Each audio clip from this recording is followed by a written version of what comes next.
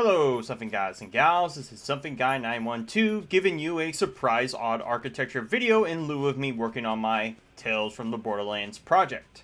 As I mentioned in a community post, the progress of me working on said project is going along extremely well, much better than I had anticipated, and I did say that more than likely if I had time that I would still upload the occasional odd architecture map.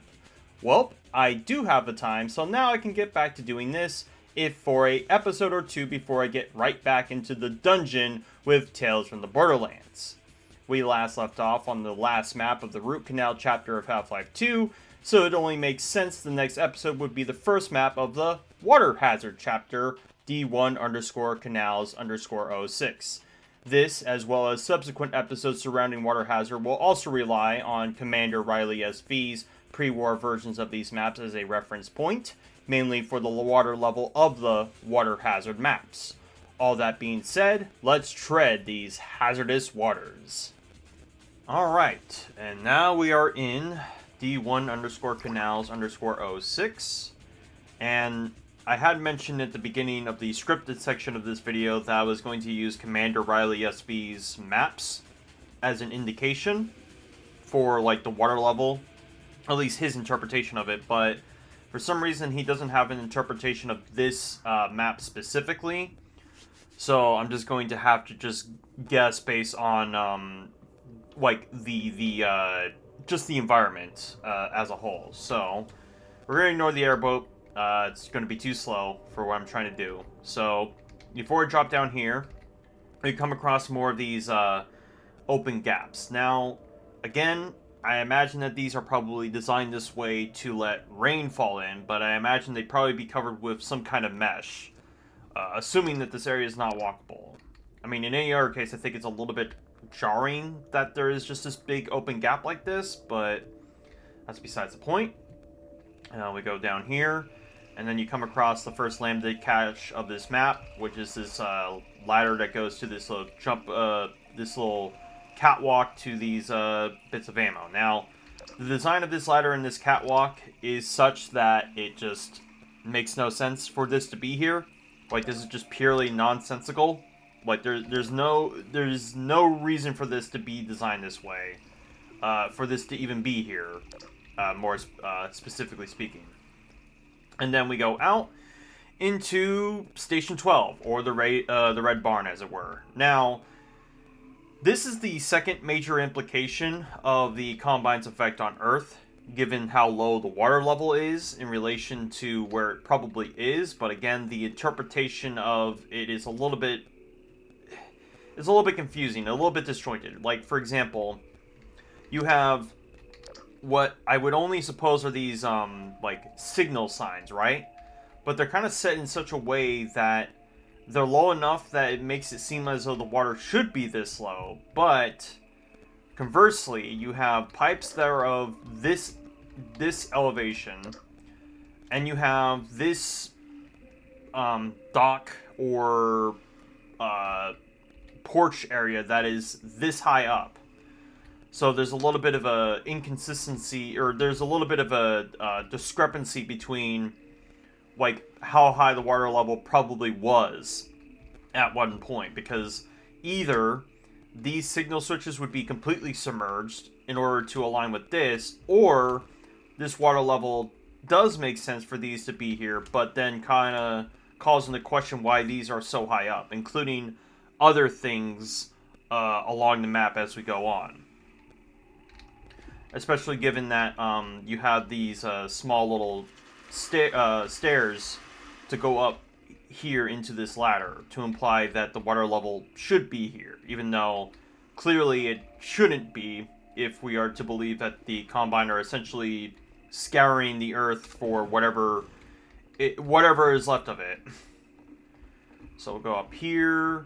There's not really much to say about this balcony or the dock area. I think it's mostly cohesive for the most part. Obviously, there's some railings that are missing, but you can just kind of chalk that up to the degradation of things. And then we come across Station 12, which has obviously been shelled, as to imply with these zombies and this artillery. Now, something to consider is the angle of which this crashed down into. Now, there's a hole in the roof to imply that's where it crashed down into, but you can kind of see from the angle that it fell into, it makes you think that the hole should be right here instead of right here, but the hole's here. Not to mention the fact that if it did crash down through this hole, why are these boards like completely intact? Like, did it fall and did it like crash perfectly in between these two sets of boards without disrupting them at all? Yeah, I don't know. I kind of find that hard to believe. But again, maybe it's just a matter of, you know, what the limitations of the technology at the time. And then before we go up to the stairs, there is a map here. And this map will be important to scrutinize aspects of the maps of Water Hazard later on, because this is supposed to be, in some ways, a one-to-one representation of the canal levels you get into much later down the line. But right now, it's not going to be relevant to us, but it will be important to consider later.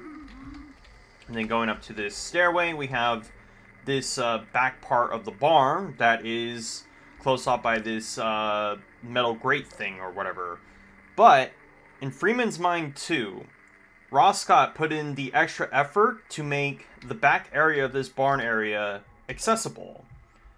Because in any other, in normal circumstance of playing this game, there is no way for anyone who would possibly live in these houses to get into the barn, nor for anyone in the barn to get out into these houses, because it's just essentially arbitrarily fenced off so that you can't get over here from both sides. It's just kind of interesting that it was so clever how he did it that he almost got people to believe that you could go back there. Oh, okay, so he was just flagging me? Meet him in the back? Yeah, there we go. Yeah.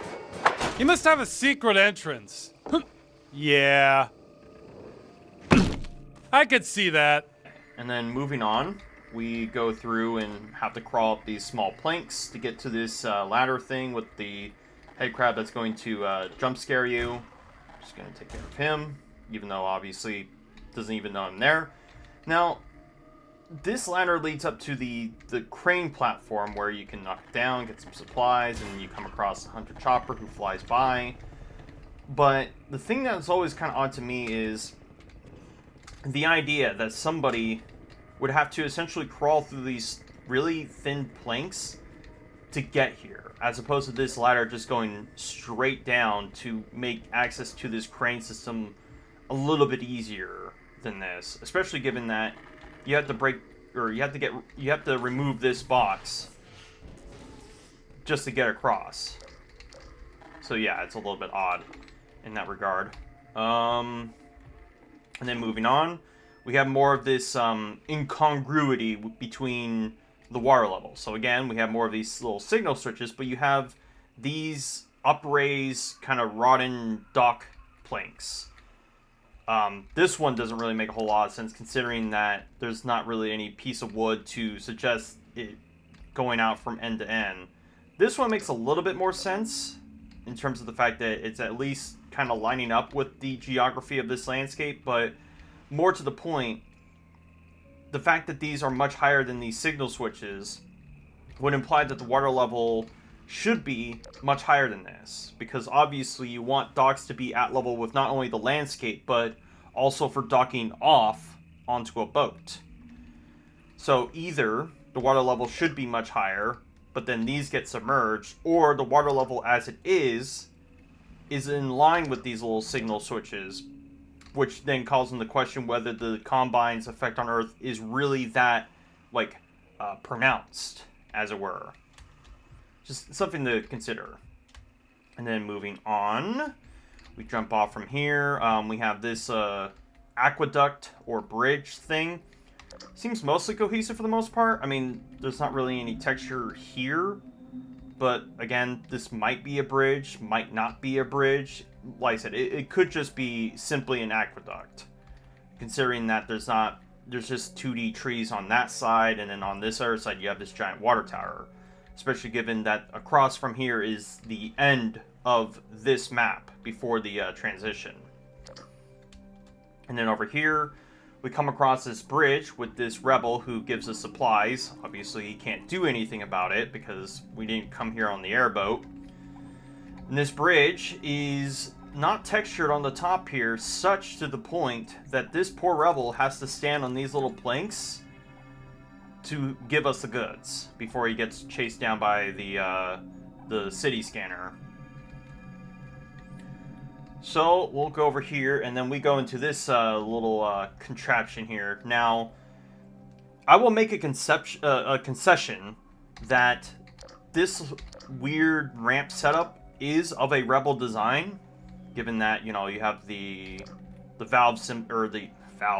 Half-Life or Lambda symbol here to imply that you need to go into this pipe and go up here and grab these blue barrels to raise the platform up. But what's odd to me about this whole thing is, what was this initially used for? Because you have this piece of concrete here, you have these weird, like, dividends or whatever, or dividers, to an area that probably was filled with water.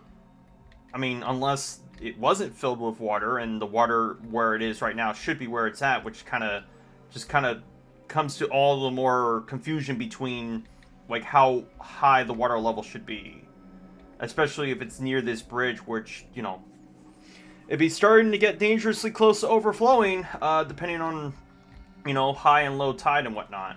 And not to mention, too, the manner in which you have to get to those barrels. I mean, I guess there are multiple ways you can get to the barrels, like you can climb up on this upturned log, but the conventional way is through these pipes. And the design of these pipes kind of make it seem as though the water level is high enough where water would flow in here, even though the whole point of this canal system being as wide as it is to direct the flow of water. So why would you need water to funnel in these little pipes, especially with them being even more elevated than where the water level probably should be?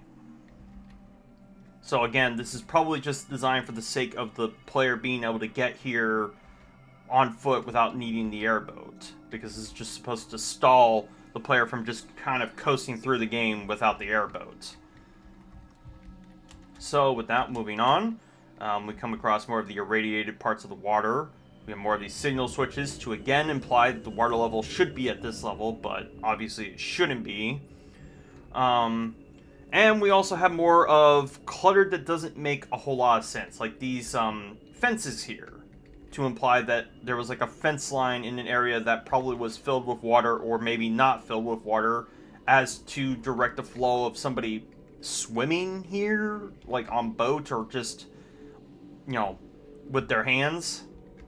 I mean, there's also a boiler here to also overstate the kind of like just random bits of clutter that they had through their assets, to kind of note the more degraded nature of this canal system.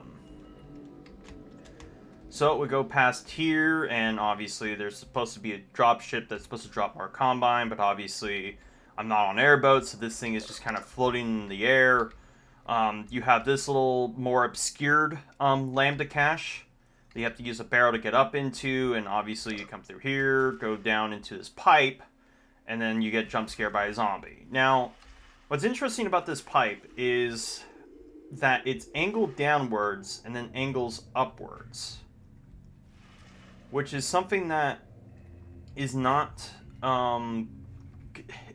this is like completely unique to this pipe, because not any of the other pipes that are kind of smattered throughout the map or other maps are angled this way. They're usually straight on. I mean, obviously they're not really textured beyond a certain point, but you would at least believe that they probably would just continue to go straight, unless maybe these are supposed to be angled down like this one is, and we just don't see it. And then more to the point too is that with these pipes being here implies that water gets up to this level, because how did this water get in here to begin with?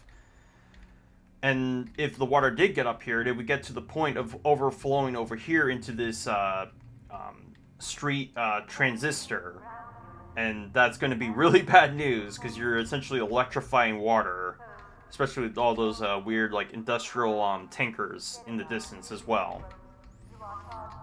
And then moving on, there is an out-of-bounds thing with this broken brain screen, as I call it. And what's interesting about this, at least to me, is it has a number of implications. One, either that the infrastructure of City 17 outside of the normal city limits is so bad that even Combine-controlled things like this are in disarray.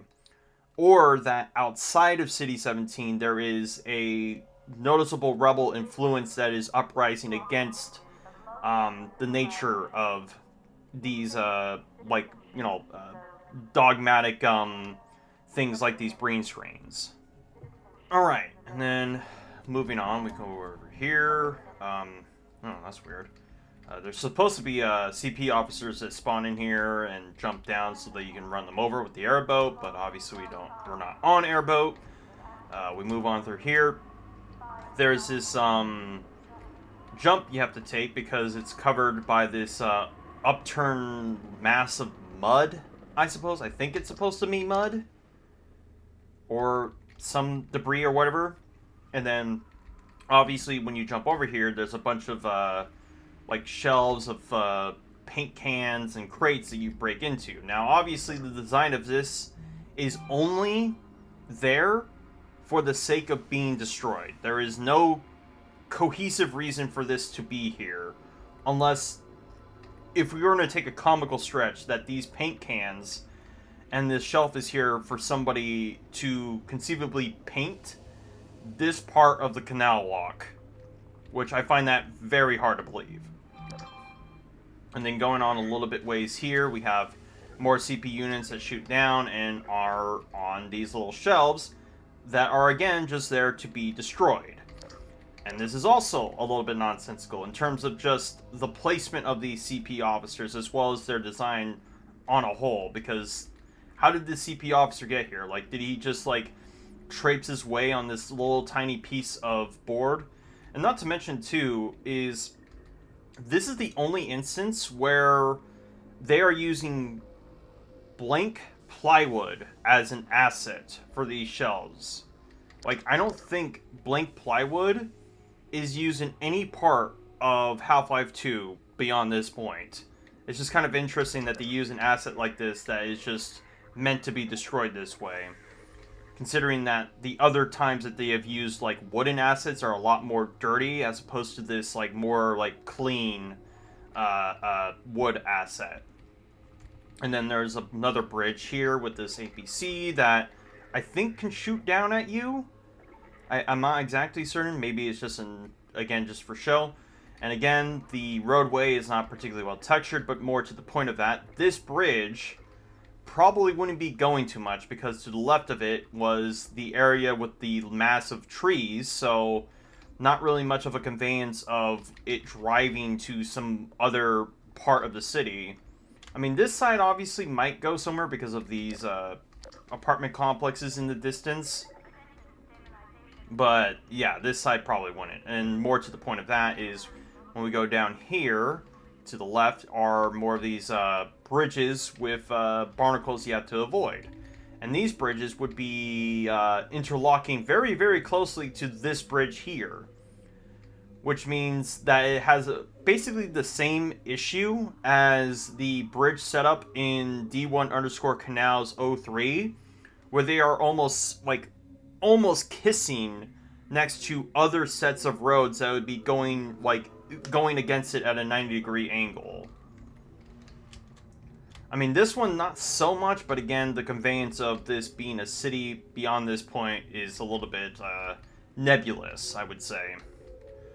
And then one more thing to comment on before we've concluded this map is more of these dock sides. Now, again, they probably just copy-pasted a lot of these here because obviously they didn't really have the means to make a dock, a broken piece of dock for every piece of landmass, but it is noticeable that this dock piece doesn't even align with the lip of this landscape here. Because again, these little dock planks are supposed to be used to make it easier to go onto, like, extend out into the water, but not in the water itself, alongside a piece of landscape. And obviously there's just this little gap here, so somebody would have to drop down or climb back up from this point. Beyond the fact that this dock piece is at an elevation that is incongruent with these signal switches to imply that the water should be much higher, or that it is where it is, or where it's supposed to be, which makes this just all the more nonsensical. And with that, that is it for D1_canals_06.